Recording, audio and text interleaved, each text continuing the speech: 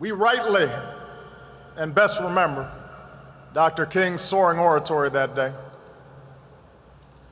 how he gave mighty voice to the quiet hopes of millions, how he offered a salvation path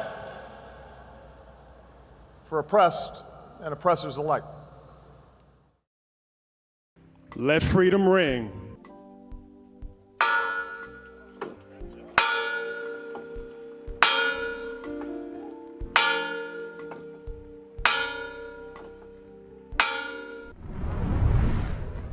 For 50 years ago, a man told us of a promised land.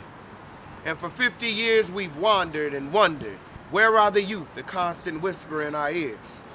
And so we have come asking neither permission nor questions, but to answer one and say that we are here, believing indeed that we have a beautiful history, and the one that we will build in the future will truly astonish the world. We're ready.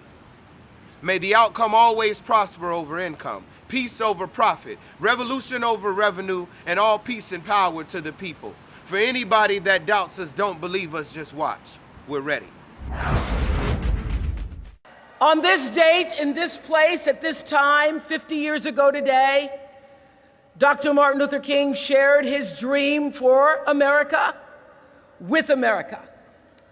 Dr. King was the passionate voice that awakened the conscience of a nation and inspired people all over the world. The power of his words resonated because they were spoken out of an unwavering belief in freedom and justice, equality, and opportunity for all. Let freedom ring was Dr. King's closing call for a better and more just America. So today, people from all walks of life will gather at 3 p.m. for bell-ringing events across our great country and around the world. Louder, louder, louder! Freedom ring! Hands with little white boys and white girls and sisters and brothers. It wasn't just about like the black people and the white people, like it's just sort of all races. He just wants everyone to be equal. If you look at the speech, Martin Luther King had all sorts of people around him. They weren't just black people, there were white people and Asians, and I found that was a really, really lovely thing to see. Everyone to recognise that it's a big thing in England and Britain as much as it is around the world, and it's not just about the black community, it is the white community as well. And it's about everyone being equal with each other and everyone having the same rights, and I feel strongly about that. What Dr. King did with the civil rights movement echoed far beyond his own race. It sparked a movement that opened eyes to other injustices for Indigenous people as well. People of all color no longer accepted mistreatment as their fate. It took another decade or so after the Civil Rights Act was passed for eyes to open and for Indigenous voices to get louder, but the fight was real. In 2013, I never could have imagined that my daughter would be in a school where she is 100% immersed into our Lakota language on a daily basis, and I am endlessly grateful for that. Mija, will you humble wa bluha? Me too, I have a dream that my people will be given equal opportunities to advance in every aspect of their life, but most importantly, that they carry on their sacred languages and their culture. Thank you. What we need to do now is the young folks pick it up now so that when we're 87 years old, talking to the other young folks, we could say it was me, Will Smith, Jay-Z, Kanye, Alicia Keys, Kerry Washington, the list goes on and on.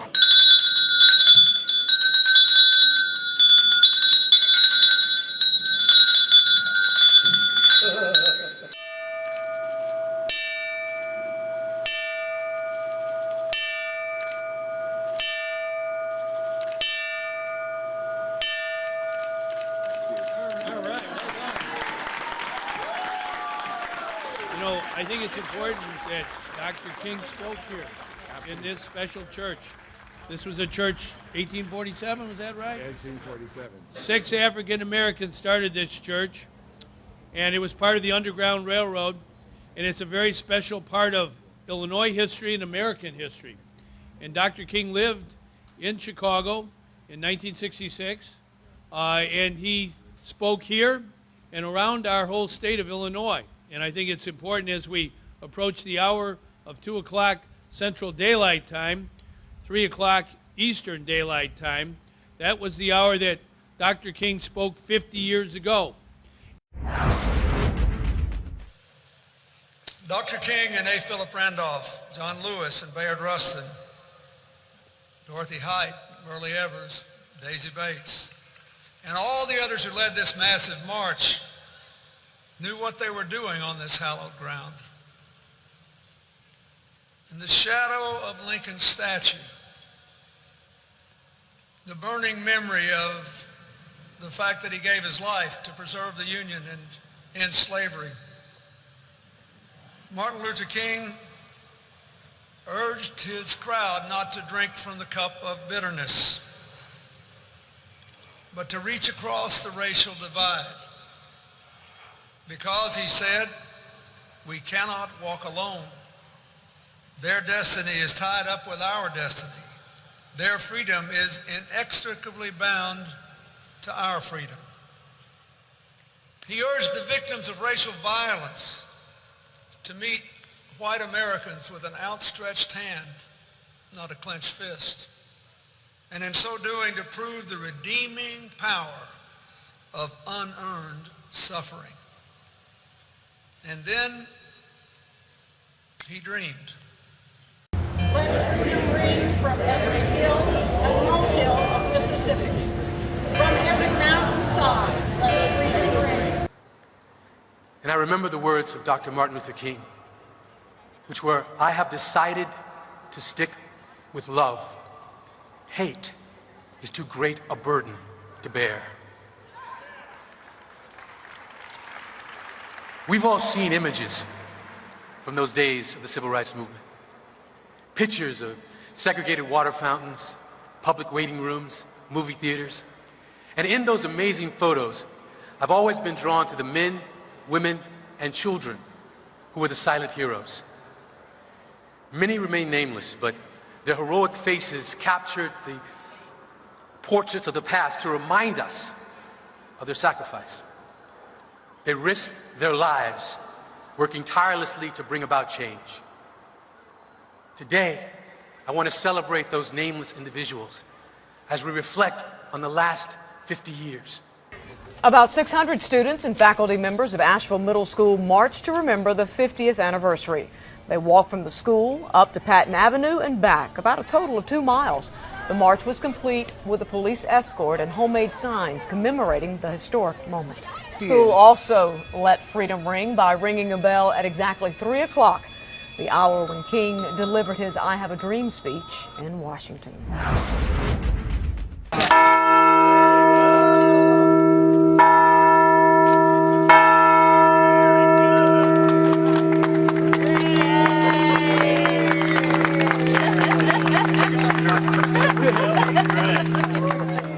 My name is Sofia Campos, born in Peru, raised in California, soon to start my first day of graduate school at MIT. My family and I are undocumented. We have limited, if any, legal rights in this country that we've known for over 17 years. My parents gave their all so I could reach for my dreams. And in turn, I graduated from UCLA and committed myself to fighting for all of our dreams of a more just and humane world. I fought with immigrant youth for deferred action in the footsteps of Martin Luther King and Ella Baker. And now my mom sleeps better knowing that my siblings and I are a little bit safer, even though she is not. August 28, 2013.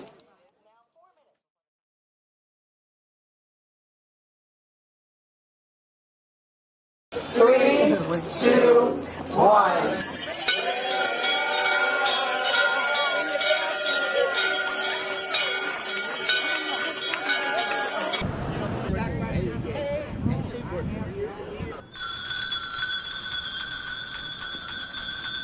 Dr. King.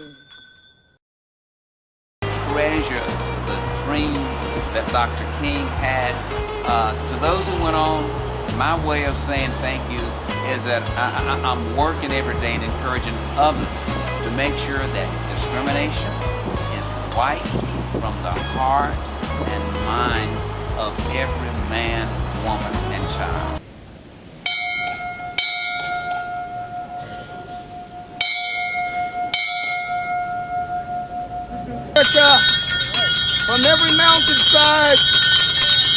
the bells today, Dr. Martin Luther King 50 years ago at this very moment.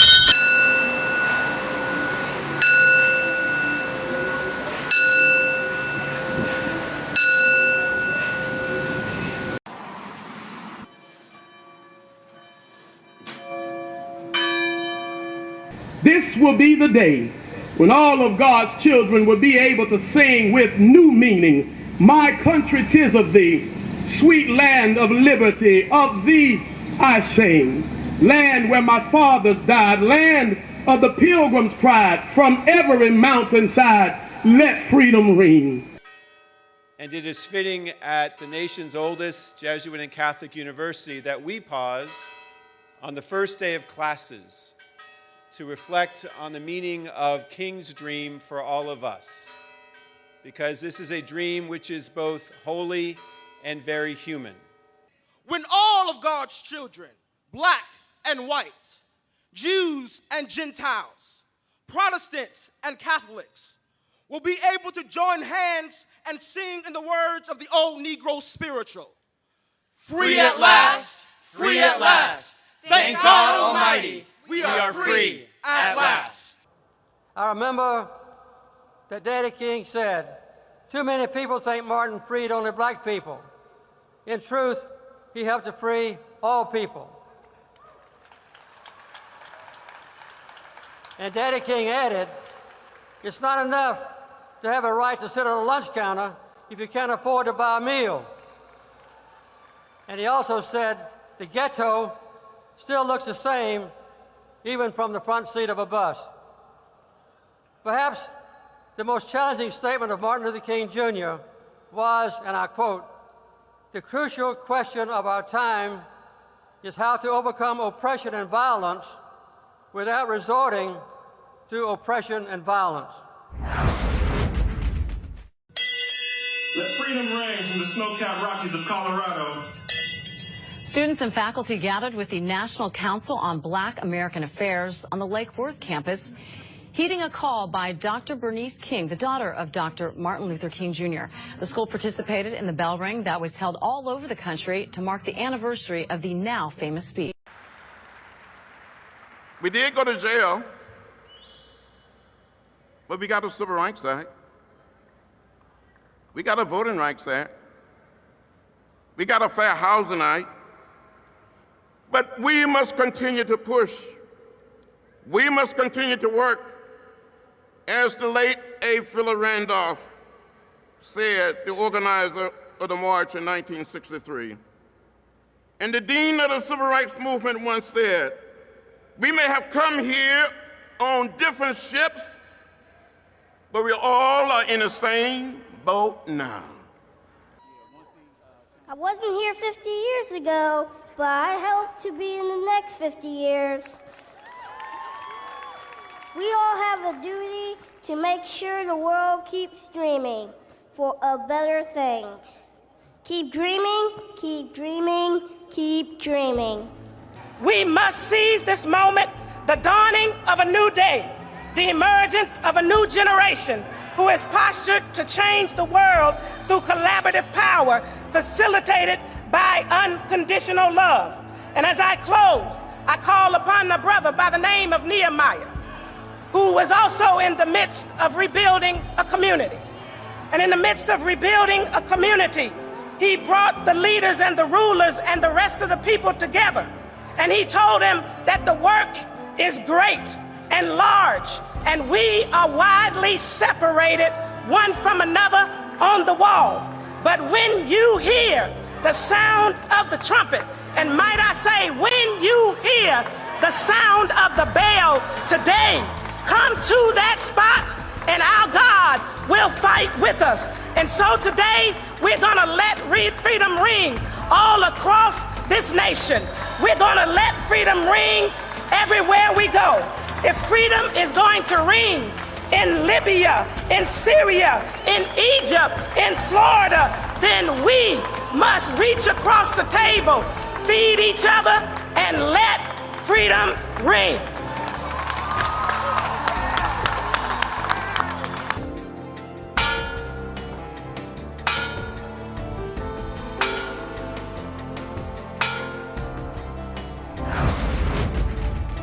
And so, as we mark this anniversary,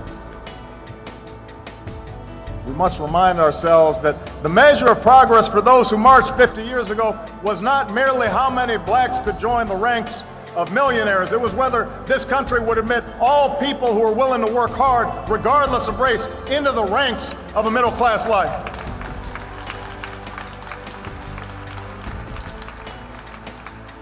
The test was not and never has been whether the doors of opportunity are cracked a bit wider for a few. It's whether our economic system provides a fair shot for the many, for the black custodian and the white steelworker, the immigrant dishwasher, and the Native American veteran. When millions of Americans of every race and every region, every faith and every station can join together in a spirit of brotherhood, then those mountains will be made low, and those rough places will be made plain, and those crooked places, they straighten out towards grace, and we will vindicate the faith of those who sacrifice so much and live up to the true meaning of our creed as one nation under God, indivisible, with liberty and justice for all.